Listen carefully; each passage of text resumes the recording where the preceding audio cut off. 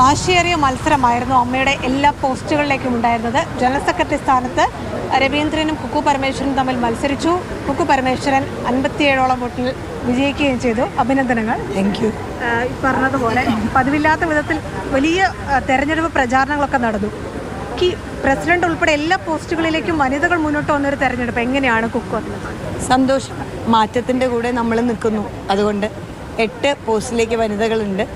ഇതൊരു gender equality ഉണ്ടാക്കാനോ inclusivity ഉണ്ടാക്കലും മാത്രമല്ല, ഞങ്ങളെല്ലാവരും ഒരുമിച്ച് തന്നെയാണ് എപ്പോഴും ഉണ്ടായിരുന്നത്. പക്ഷെ അതൊരു പോസിറ്റീവായ മാറ്റമായി കാണുന്നുണ്ട്. ചരിത്രത്തിലാദ്യമായി ഒരു വനിതാ പ്രസിഡന്റ് അല്ലേ? അതെ, ചരിത്രത്തിലാദ്യം. അമ്മ തുടങ്ങിയിട്ട് 30 വർഷമായിട്ടുള്ളൂ. ലോകത്തെ മാറ്റങ്ങൾ അമ്മയിലും വരുന്നു. അത് തന്നെയാണ് അതിൻ്റെ വ്യത്യാസം.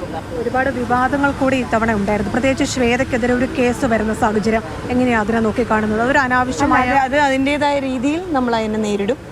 അതുമാത്രമല്ല, അമ്മയിലെ മെമ്പേഴ്സല്ലേ ഞങ്ങളെ സെലക്ട് ചെയ്തത്. സോ അവർ തന്ന വോട്ടിലാണ് ഞങ്ങൾ ജയിച്ച് നിൽക്കുന്നത്. അപ്പോൾ ബാക്കിയെല്ലാം അതിൻ്റേതായ രീതിയിൽ നേരിടും. അല്ലാതെ വളരെ സന്തോഷത്തോടെ വളരെ പ്രതീക്ഷയോടെ മുന്നോട്ട് പോകും.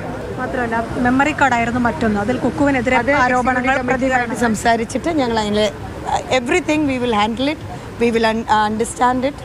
അത് ഒരുമിച്ച് തന്നെ മുന്നോട്ട് പോകും. അത് എക്സിക്യൂട്ടീവ് 506 പേരും ചേർന്ന് നിന്ന് തന്നെയാണ് അമ്മയെ നയിക്കാൻ പോകുന്നത്. യഥാർത്ഥത്തിൽ അങ്ങനെ ഒരു ആരോപണം വേണ്ടിയിരുന്നതാണോ?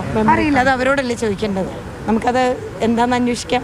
അവസാന നിമിഷം തെരഞ്ഞെടുപ്പുമായി ബന്ധപ്പെട്ട് വന്നാണോ പരാതിയിൽ അങ്ങനെയാണ് കുക്കു പറഞ്ഞിരിക്കുന്നത്? അതല്ലെങ്കിൽ കഴിഞ്ഞ കൊല്ലം ഞാൻ നിന്നിരുന്നതാണല്ലോ, നിങ്ങളൊക്കെ കണ്ടതല്ലേ.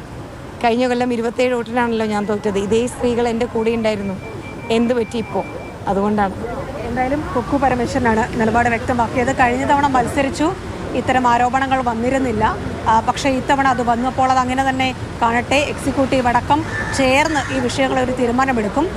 പുറത്തു പോയവർ വരണമോ എന്ന കാര്യം അത് സംഘടന ആലോചിച്ച് തീരുമാനിക്കുമെന്നാണ് കുക്കു പരമേശ്വരൻ വ്യക്തമാക്കിയത്. ക്യാമറമാൻ വിജേഷ് പുതുവാശ്ശേരിക്കൊപ്പം റിയ, മാതൃഭൂമി ന്യൂസ്, കൊച്ചി.